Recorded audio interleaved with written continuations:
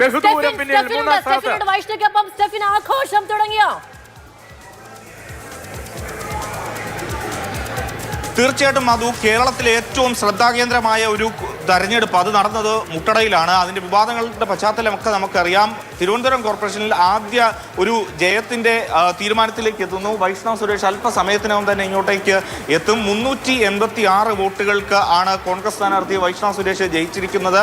ഏതായാലും അങ്ങനെ ഒരു വലിയ മുന്നേറ്റം, വലിയൊരു അട്ടിമറി ഏതായാലും മുട്ടടയിൽ സംഭവിച്ചിരിക്കുന്നു. അല്പസമയത്തിനകം തന്നെ വൈഷ്ണവ് സുരേഷ് ഈ തിരുവനന്തപുരം കോർപ്പറേഷൻ വീണ്ടും കാര്യങ്ങൾ മാറുന്നു. മുന്നിൽ 18 സീറ്റുകളിൽ 18 LDF മുന്നിൽ, NDA 16 ഇതാണെങ്കിൽ ഒറ്റയ്ക്ക് ഭൂരിപക്ഷം കിട്ടുമോ? LDF 18 സീറ്റുകളുമായി തിരുവനന്തപുരം കോർപ്പറേഷനിൽ ഒന്നാമത്, 16 സീറ്റുകളുമായി NDA രണ്ടാമത്, 9 സീറ്റുകളുമായി UDF മൂന്നാമത്. അതൊരു ചെറിയ തിരിച്ചുവരവല്ല. എത്ര നേരം ആശങ്കയുടെ മുൾമുനയിൽ LDF ക്യാമ്പുകൾ നിന്നിട്ടുണ്ടാകും എന്നത് നമ്മൾ ആലോചിക്കുകയാണ്. 15,000 ലഡ്ഡു വാങ്ങി വെച്ചിട്ടുണ്ട്. അതിന്റെ ആത്മവിശ്വാസം ഇന്നലെ പ്രകടിപ്പിച്ചതാണ്. അതിനെ സാധൂകരിക്കുന്ന തരത്തിലുള്ള കണക്കുകൾ ആദ്യഘട്ടം മുതൽ പുറത്തു വരികയാണ് എന്ന് പറയുമ്പോൾ ക്യാമ്പുകൾ ഒരുപക്ഷെ അഗ്നിപർവ്വതത്തിന് മുകളിലായിരിക്കും LDF ക്യാമ്പുകൾ. 17-16-10 തിരുവനന്തപുരം ഒരു നൂൽപാലത്തിലൂടെ നടക്കുകയാണ് സുഹൃത്തുക്കളെ. തിരുവനന്തപുരം ഒരു നൂൽപാലത്തിലൂടെ നടക്കുകയാണ്. 16 NDA, 17 LDF, 10 UDF ഇത്തവണ തിരുവനന്തപുരം കോർപ്പറേഷനിൽ മികച്ച പ്രകടനം കാഴ്ചവെച്ചിരിക്കുന്നു. UDF മികച്ച പ്രകടനം കാഴ്ചവെച്ചിരിക്കുന്നു. ഇപ്പൊ മുട്ടടയിലെ വൈഷ്ണവിയുടെ വിജയം അതിനൊരു ഉദാഹരണമാണ്.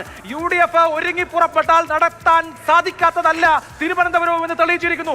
17-10-16 ഇഞ്ചോടിഞ്ച് പോരാട്ടം തിരുവനന്തപുരം നഗരസഭയിൽ. അതേസമയം തിരുവനന്തപുരം ആകെ എടുത്താൽ LDFന് ഒരു വലിയ മേൽക്കൈ കാണാം. നിലവിൽ വന്നിരിക്കുന്ന പഞ്ചായത്ത് വാർഡുകളിൽ 167 പഞ്ചായത്ത് വാർഡുകൾ LDF ജയിച്ചപ്പോൾ 89 UDFന് ലഭിക്കാൻ കഴിഞ്ഞിട്ടുള്ളൂ. ബ്ലോക്ക് പഞ്ചായത്തിൽ 30 LDF. കാരണം നമ്മൾ അന്നും പറഞ്ഞൊരു കാര്യം അതിൽ കൂടുതൽ ഒന്നും തന്നെ ഈ ഒരു സാഹചര്യത്തിൽ പറയാനായിട്ടില്ല.